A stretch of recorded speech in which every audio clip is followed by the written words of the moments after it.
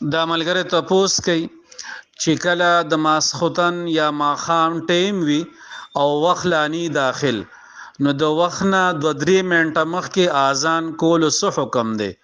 بعضی جمعاتونو کې د وخت نه مخکې اذان کوي، نو بیا زمونږ وړو کې غونې جمعات ته نلته مشران وي چې تاسو اذان کوي، حالانکه لا وخت د ماخام نی داخل، نو د دې څه حکم دی؟ نو جواب دا دی چې د وخت نه مخکې اذان کول دا جایز نه دی او دا یو ډیره لوی ذمہ داری ده. حدیث پاک کې رسول اکرم صلی الله علیه وسلم فرمای والمؤذن مؤتمن، او مؤذن باندې اعتماد کول شي.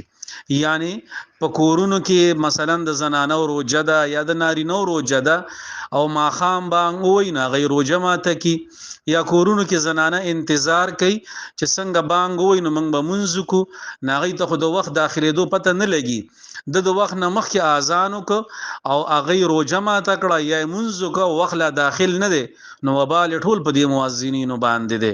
نو د وخت نه مخکې اذان کول بالکل جایز نه دی. کچا اوک نو دوه حکم دي، یو دا چې هغه اذان دوباره کول واجب دي، او نمبر دویم دا چې هغه اذان باندې چا سس اعمال وکړو او هغه صحیح ونشو نو وبال په مؤذن باندې دی.